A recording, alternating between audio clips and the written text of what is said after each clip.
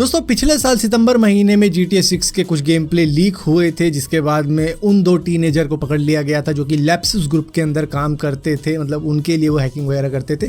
तो उनको पकड़ने के बाद में मालूम चल गया था कि भैया किस तरीके से इन्होंने हैकिंग करी थी। दरअसल इन्होंने हैकिंग के लिए कोई कंप्यूटर नहीं बल्कि एक यूके के सस्ते से होटल में बैठ के उनका फायर स्टिक यूज़ किया जो कि टीवी में लगता है, और स्मार्टफोन का यूज़ किया, कीबोर्ड माउस को कनेक्ट किया और उस तरीके से इन्होंने रॉकस्टार को हैक कर लिया था। और उनकी 90 से ज़्यादा फुटेजेस इनके हाथ में लग गई थी जो कि GTA 6 की थी, जो कि अभी भी डेवलपिंग मोड में चल रही है। तो वो सारी फुटेजेस फिर इन्होंने लीक करके फिर GTA के फोरम पे डाल दी थी, जहाँ पे मॉड्स वगैरह मिलते हैं, और लोगों को बता दिया था कि ये GTA 6 का लीक गेम प्ले, इसको एंजॉय करो। लेकिन रॉकस्टार ने इस बात को इतना ज़्यादा सीरियस लिया कि किसी को भी वो लीक फुटेजेस यूट्यूब के ऊपर डालने की परमिशन नहीं दी, सबको कॉपीराइट स्ट्राइक देते रहे, जिसकी वजह से आज आपको शायद एक भी गेम प्ले देखने को ना मिले GTA 6 का जो लीक हुआ था पिछले साल में। तो ये है रॉकस्टार का कमाल। और हालांकि ये जो दो हैकर हैं ये बेल के ऊपर बाहर हैं, और शायद मुझे नहीं लगता इनको इतनी बड़ी कोई सज़ा होने वाली है, क्योंकि गेम को लीक किया था और ऊपर से 18 साल से कम एज के हैं, तो इस वजह से भी शायद इन्हें बख्श दिया जाए। दोस्तों इसरो ने नई वीडियो रिलीज कर दी है जो है प्रज्ञान रोवर की, वो किस तरीके से बाहर निकल रहा है विक्रम लैंडर से, और ये 26 किलो का है टोटल, ये जो मतलब रिमोट ऑपरेटेड आपको व्हीकल देखने को मिल रहा है। इसका नाम प्रज्ञान है, इसके अंदर 6 टायर लगे हुए हैं। अब ये थोड़ा बहुत एक्सप्लोर करेगा चांद को, और इस वीडियो के रिलीज़ होने के बाद में कई सारे लोग मतलब और भी ज़्यादा एक्साइटेड हो गए कि भैया प्रज्ञान रोवर से भी कई सारी वीडियो देखने को मिल जाएगी। तो भैया वो तो है, लेकिन इस अचीवमेंट पे मतलब पाकिस्तान भी काफ़ी ज़्यादा खुश हुआ है, उन्होंने भी कई सारी मतलब कॉन्ग्रेचुलेशन दी है। वो तो चलो ठीक है, लेकिन एक ऐसा देश जो कि हमारे ऊपर 250 साल राज कर गया भैया, उसके गले ये बात हजम नहीं हो रही है कि किस तरीके से इंडिया ने ये अचीवमेंट कर ली है और वो चांद की धरती पर कदम रख चुका है, जबकि हम नहीं रख पाए। हमने भी एक अटेम्प्ट किया था और हम उसी को रो रहे हैं कि भैया क्यों नहीं कर पाए। और अब India, a country that lacks a lot of infrastructure, a country that has extreme poverty. I think more than 700 million Indians don't have access to a toilet.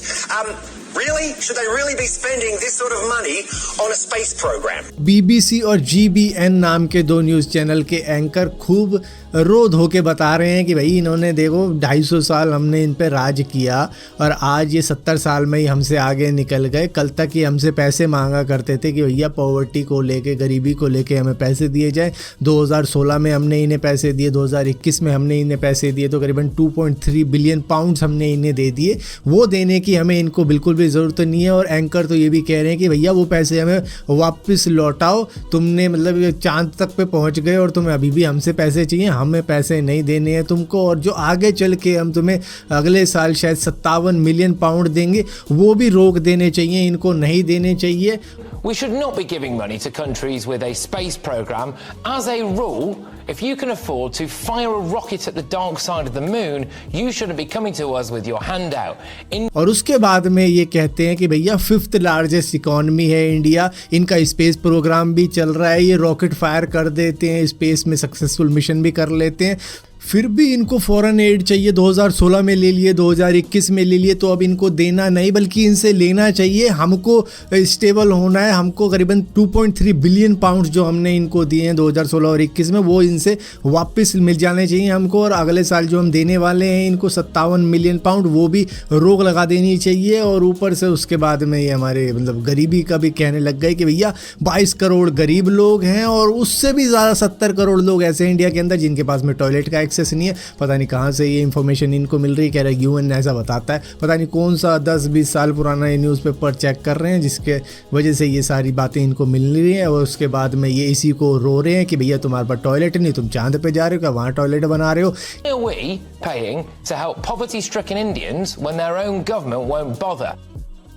क्या करना चाह रहे हो, तुमको चांद पर नहीं, तुमको अपने गरीबों के ऊपर ध्यान देना चाहिए, तो तुम ये सारी चीज़ें मत करो, तुम छोड़ो स्पेस प्रोग्राम वगैरह, तुम अपने गरीबों पे ध्यान दो। तो इस तरीके की बातें ये कर रहे हैं, मतलब इनसे हजम ये नहीं हो रही है बातें कि हम चांद पर पहुंच नहीं पाए, ये कैसे पहुंच गए। इस तरीके से वहाँ के एंकर थोड़े तिल मिलाए हुए हैं। और मैं तो इनको कहूँगा कि कुछ शब्द बचा लेते भाई, अगले महीने के लिए भी बचा के रखते, क्योंकि सूरज की भी एक्सप्लोरेशन के लिए हम एक सैटेलाइट भेजने वाले हैं, तो उसके लिए भी थोड़ा बचा के रखो, तब भी तो तुम्हें बोलना पड़ेगा। दोस्तों आजकल हम गूगल से, यूट्यूब से काफ़ी कुछ सीख लेते हैं, कई सारे ट्यूटोरियल सीख लेते हैं। गूगल पे तो आपको फिर भी लिखा हुआ मिलता है, लेकिन यूट्यूब पे तो आपको पूरा प्रैक्टिकल करता हुआ दिखता हुआ मिल जाता है, जिससे कि आपकी काफ़ी ज़्यादा हेल्प हो जाती है। लेकिन हर चीज़ के लिए यूट्यूब का ट्यूटोरियल सही नहीं होता। जैसे कि तमिलनाडु के कृष्णगिरी के अंदर एक बंदे ने अपनी पत्नी की डिलीवरी करवाने की कोशिश करी, जो कि 27 साल की थी, और वो डिलीवरी उससे सही तरीके से नहीं हुई।